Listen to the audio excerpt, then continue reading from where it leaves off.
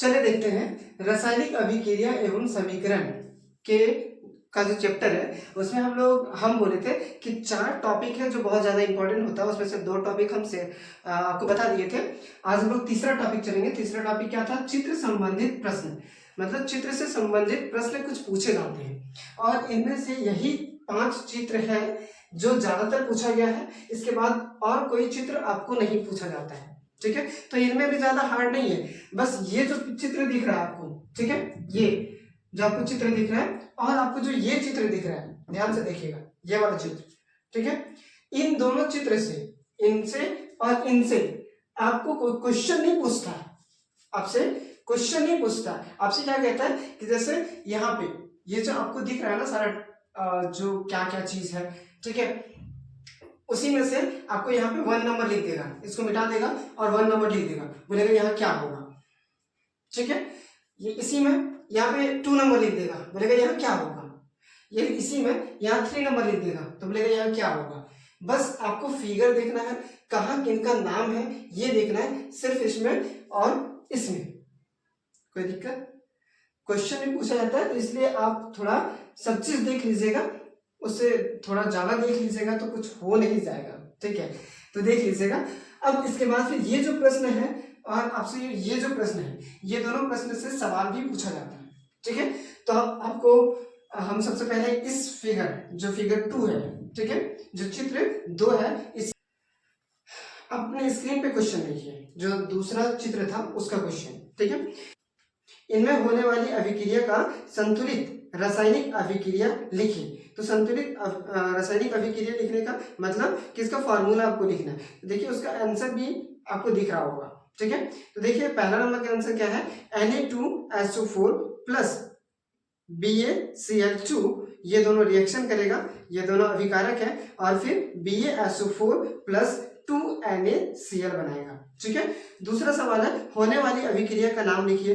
अब आपको हम बताए हैं कि होने वाली अभिक्रिया जो है वो अधिक क्रियाशील तत्व जो है वो कम क्रियाशील तत्व को रिमूव कर रहा है, वहां से हटा रहा है और अपने खुद बैठ रहा है। तो यहाँ पे देखिए दोनों हो रहा है, मतलब Na2 के साथ SO4 था, ठीक है। अब यहाँ पे Na के बाद इधर उत्पाद की तरफ देखें तो Na के साथ Cl है और Ba के साथ Cl2 था तो Ba के साथ SO4 है, मतलब दोनों कर रहा है। दो कर रहा है मतलब द्विविस्थापन अभिक्रिया इसका रासायनिक अभिक्रिया का नाम होगा, ठीक है।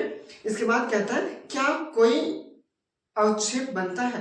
हाँ, अवक्षेप बनता है, जैसे मिलाने के बाद कुछ तो बनेगा ना। इसके बाद बोलता है यदि हाँ तो उसका नाम एवं रंग लिखिए। नहीं, अवक्षेप जो बनेगा उसका नाम होगा बेरियम सल्फेट और उसका रंग जो है वो सफेद कलर का होगा।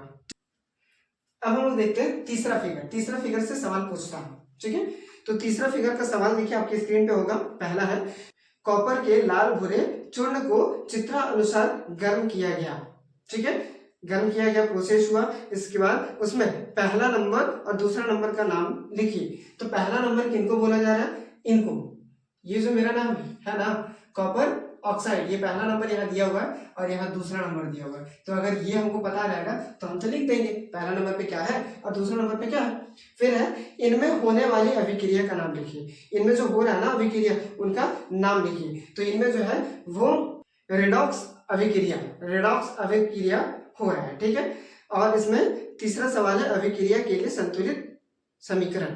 पहले आपको अभिक्रिया लिखना होगा, तो इसका अभिक्रिया क्या होगा? तो यहां देख लीजिए CuO प्लस H2, ठीक है, इसको हम गर्म करेंगे और गर्म करने के बाद Cu प्लस H2O, इसको गर्म किया जा रहा है। अब इसमें क्या है?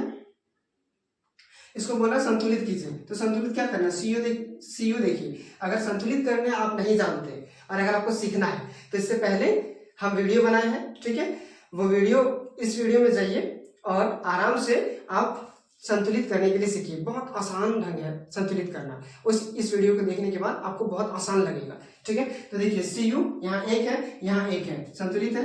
O एक है, यहाँ एक है, संतुलित है। H2 2 है तो H2 यहाँ 2 है, मतलब ये पहले से संतुलित है, ठीक है। इसके बाद क्या है? पहला और दूसरा तो हम बता ही दिए, पांचवा में क्या है, पूछा जाता है कि 1 नंबर में क्या होगा, 2 नंबर में क्या होगा। 1 नंबर में बीकर और 2 नंबर में जल, ये दोनों के जगह पे 1 नंबर 2 नंबर दिया हुआ, तो इसके जगह पे आपको भरना है। तो ये आपको याद रखना होगा। इस चैप्टर से चित्र संबंधित प्रश्न इतना ही पूछा जाता है, इतने को अच्छे से आप कर लीजिए इस 5 चित्र को। इसके बाद इस चैप्टर से एक भी चित्र का सवाल नहीं पूछा जाएगा, ठीक है।